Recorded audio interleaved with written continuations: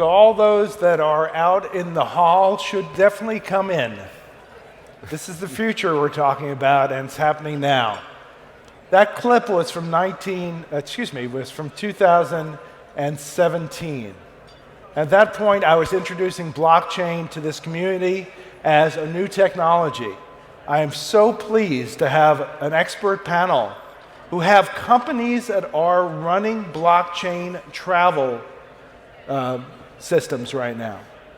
I mean, we are, for those who think this is vaporware, that it's coming 5 to 10 years from now, we're going to be talking about this technology today and give you that impression of what it can be done today. So I wanted to start off, we kind of drew straws in the background here on who's going to explain in simple terms what blockchain is. And Cynthia drew the straw, so I want to begin with, if you can just, for the audience, for those who don't understand what this technology is, how can you put it in simple terms? Yeah, I think that we talk a lot about technology, and at the end of the day, it's an enabling technology. But really, to me, what blockchain and Web3 represents is a cultural and societal shift from being a user to being an owner. And blockchain technology is what's going to enable this shift for that to happen. And blockchain technology really empowers people to be the owners of their own data and also to be owners of the platforms and products that they participate in.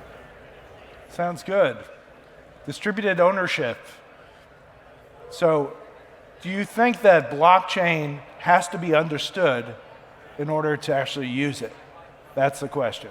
Because so many people are enthralled with, I need to understand how this technology works, and are losing sight of maybe the bigger picture.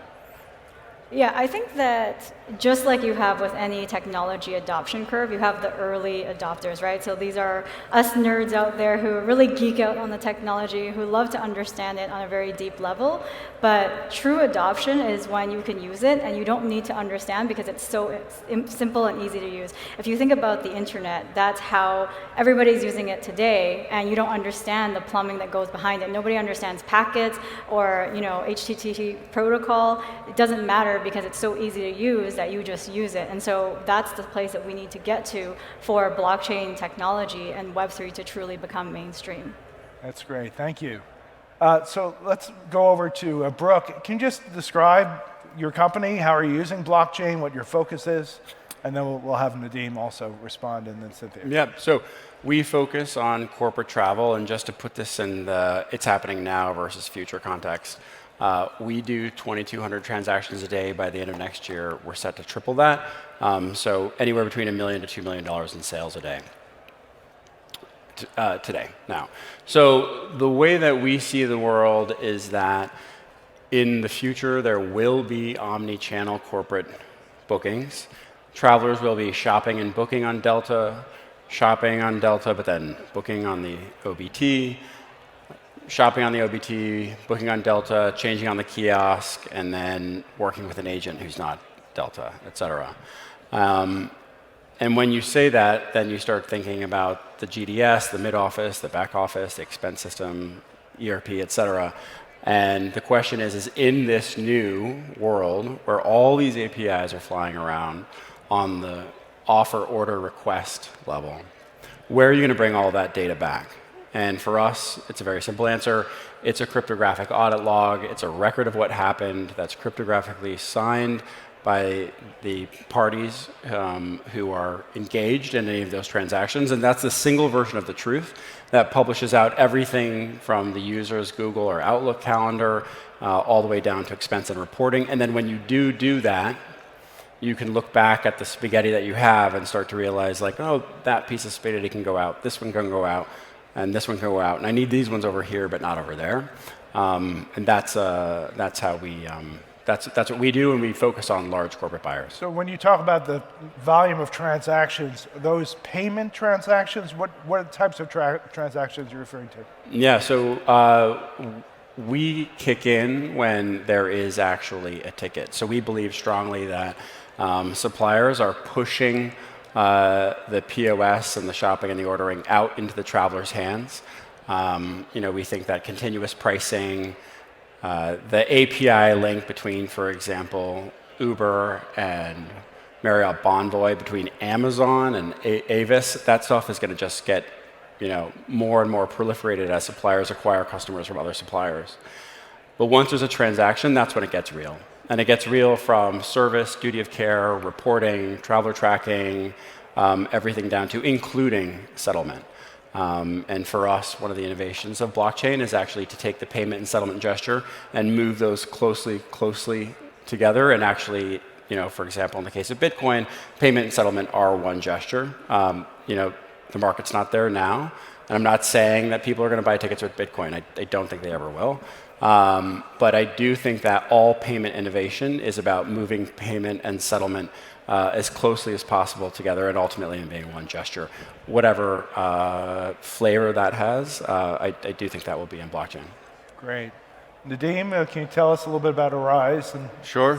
I'll make it short because a lot of it is similar to what you already described. But Arise is a distributed ledger-based network for hotel distribution. And so very similar to what Brook was describing, it's to create this scalable real-time source of truth between transacting parties, in our case, hotels and travel companies, which could be OTAs, TMCs, tour operators, you name it. And just essentially allowing these parties to transact in a much more efficient, trusted way with more powerful capabilities moving forward. So that's Arise in a nutshell. All right, and you were nice enough to explain blockchain in general. How about D-Travel? What's the focus? So D-Travel is a Web3-powered vacation rental ecosystem. And essentially, we're a technology provider that uses blockchain technology to power direct booking websites for hosts and a booking engine. And that's the first product that we're focused on. But really, in the long run, we're looking at building out a protocol that becomes a source of truth for listing data that anyone can build on and distribute.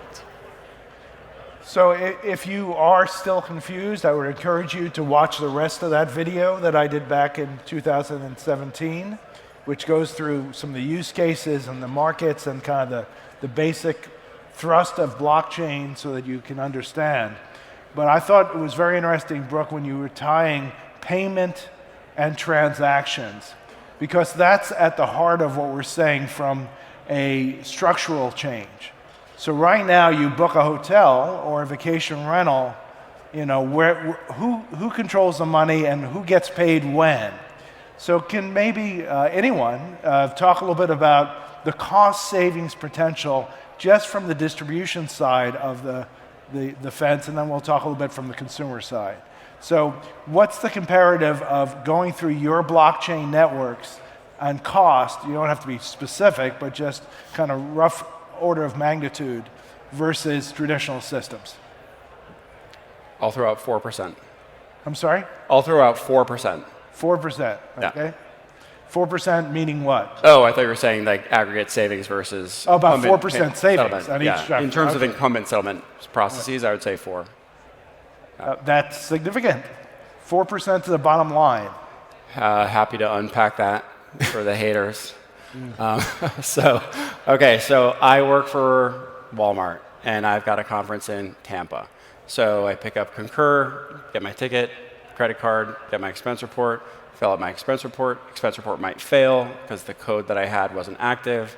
So expense report doesn't get filed on time. Amex has to pay United, but there's a late fee that netted out the rebate, so Walmart's not getting the rebate. Get my expense report in. So there are many corporate accounts in the world who they, in theory, get a rebate back, but they never get a rebate back because it's netted out from the late fees. So let's just do a merchant fee of 2.75%. Let's say it's a full 2.75% because they're not getting the rebate back.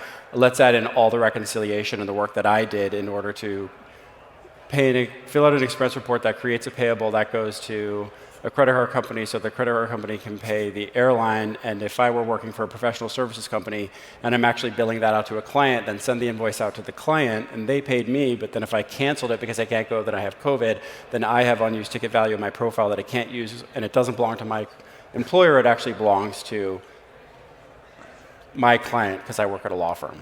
So that mess, if you don't do that, I'd say it's 4. That's fascinating. Everyone says how complex blockchain is. That sounds pretty complex, the current system, and somewhat flawed. How would you respond to that question? I mean, for me, with payments, there's two aspects. First is coming back to that source of truth. Like you just described an entire scenario where people don't have visibility over what's going on regardless of what the scenario is. So where blockchain or distributed ledger comes in is having, again, transacting parties know exactly what's going on and which action has to be taken at any given moment depending on the scenarios. All of that is built in a trusted, transparent way between transacting parties. That's the basic starting point, and it solves most of the issues. Then, okay, now that we have that source of truth, then how is the payment actually then handled?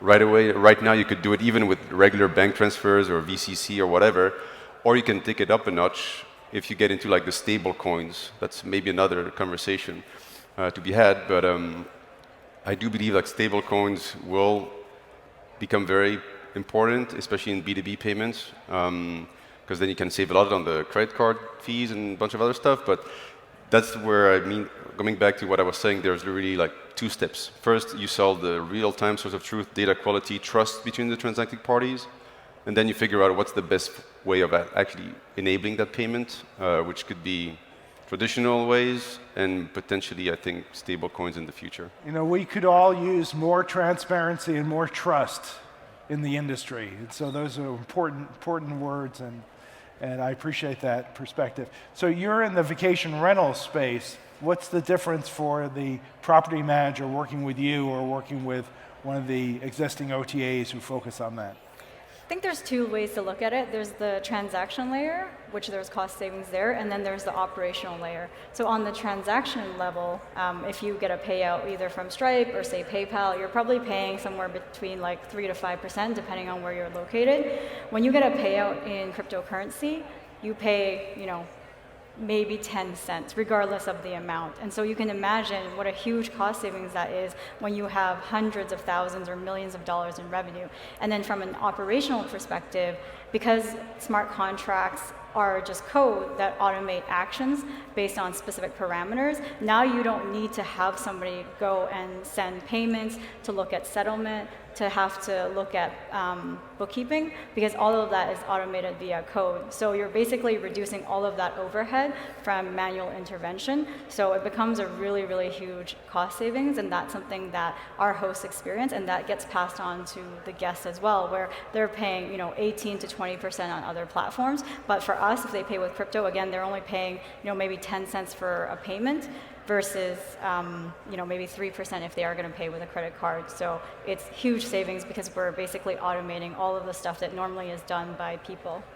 So a frequent comment I get from startups when they talk to me is, which API do I connect into? And it seems like this industry, I know very well, lags behind general technology. And so the API craze is about 10 years ago in general IT, and now it's kind of part of our fabric here.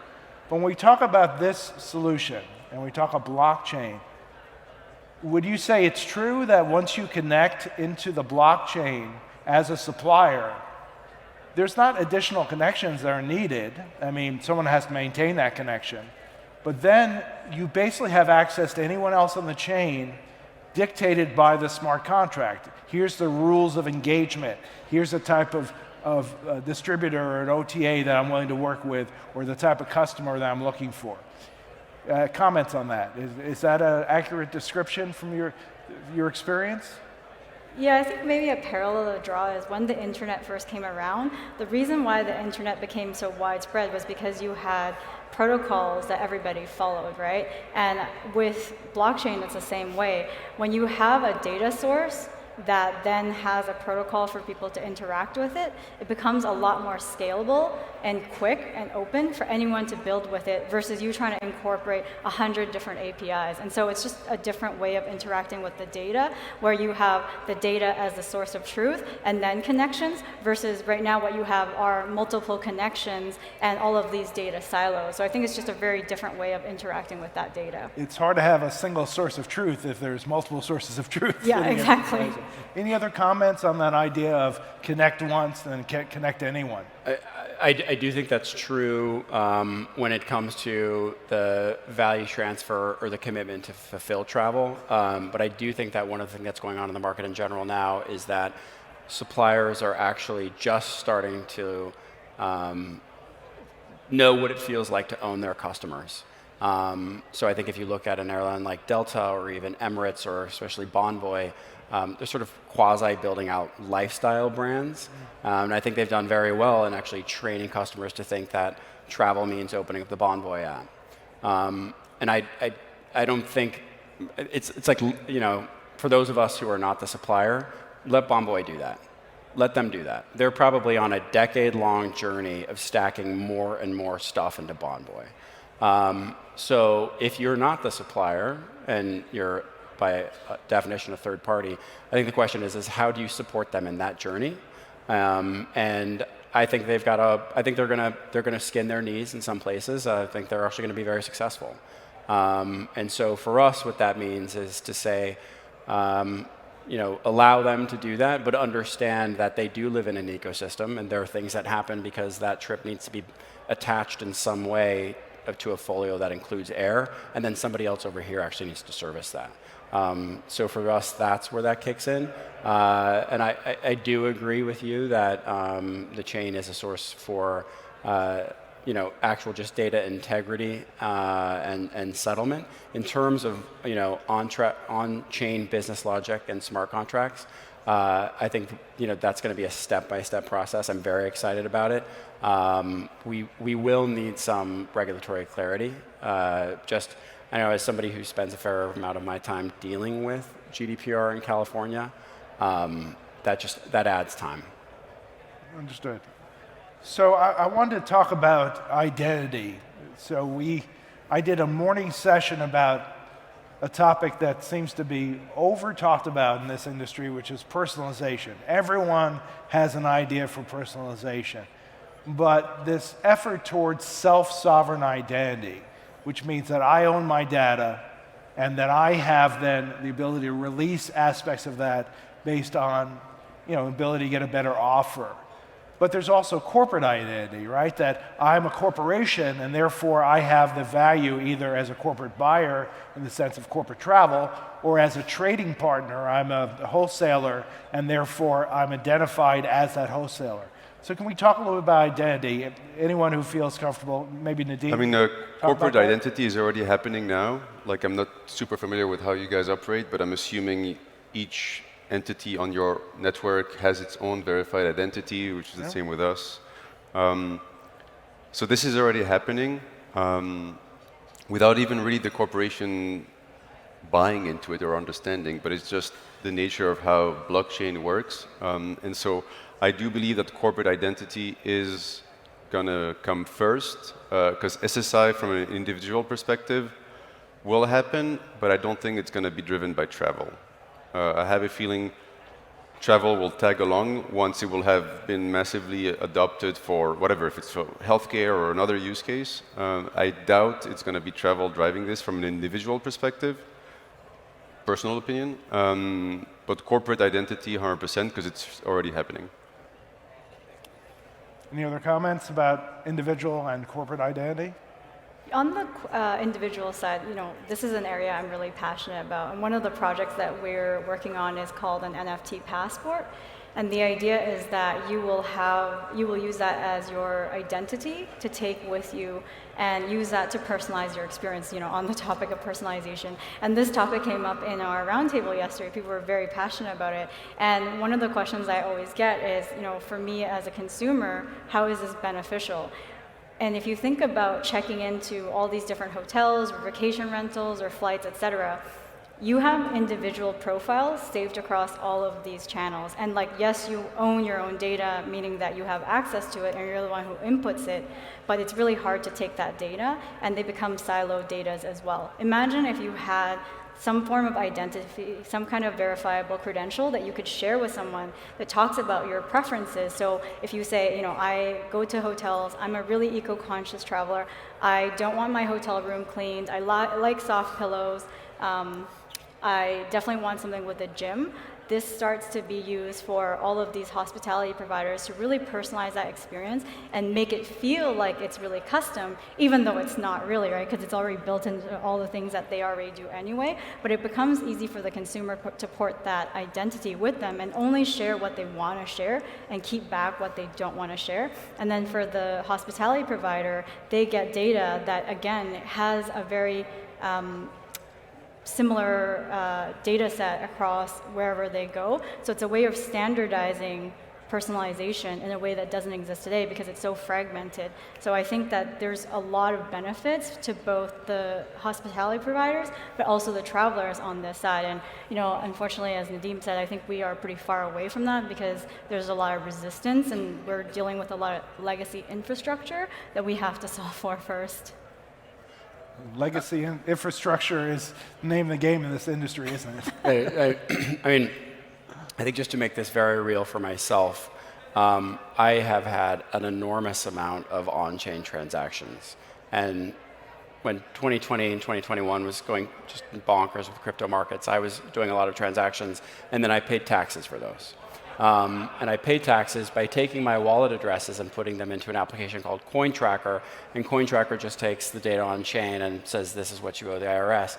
And I was going through this data set, and I thought, this is really uncomfortable. Like, there's a lot of information about me here. So that's a conversation for another time. What does this mean for regulation, tax liability, et cetera, what have you? But the reality is, I was looking at me in the face that here are all of my transactions, and they're true. None of these are disputed. And in no other part of my economic life is it so easy for me to just say, here's all my hotel transactions, or here's all my, in theory, my credit card report has some things, but it's only some things. This is not a tomorrow thing. This is not a next year thing. But as all of these transactions do go on chain, and you start to link these addresses and see who people are, that's powerful. I'll be honest. My first, I clutched my pearls at the first. I was like, this is a little weird, but that's the weird, wild world we're heading into. And I think that we'll see a lot of applications built on top of that.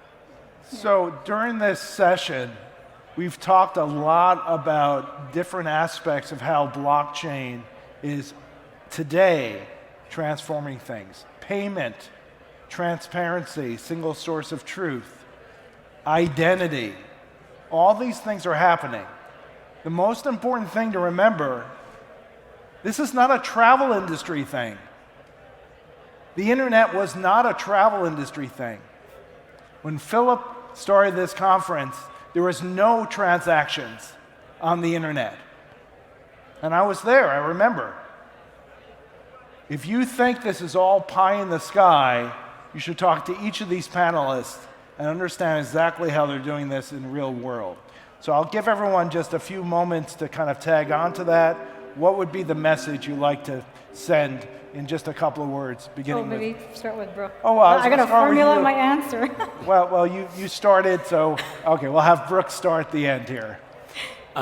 It's a wild moment in the crypto markets right now. If anybody has access to a newspaper or the internet, yes, it's freaky right now.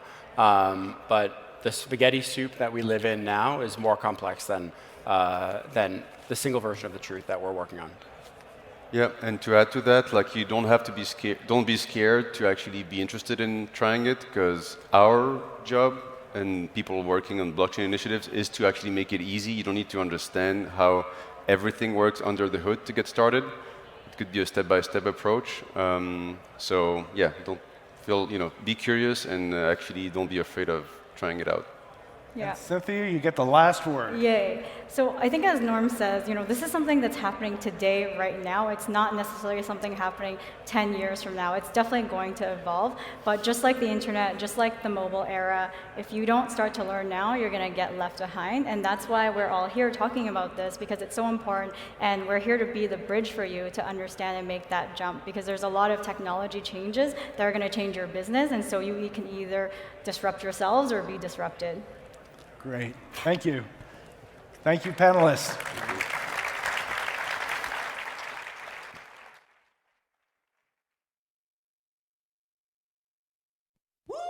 I don't think she's feeling it right now. I will be on my phone all week. Looks like somebody needs a little Hertz TLC. Liv, you're on vacation, but I don't think you're feeling it. Huh? Please, your phone. It's okay. Hand it over. Yeah, you're good. Go enjoy yourself. Sam. You feeling it now? Let's go. Everyone needs a break sometimes. She's feeling it. Let's go.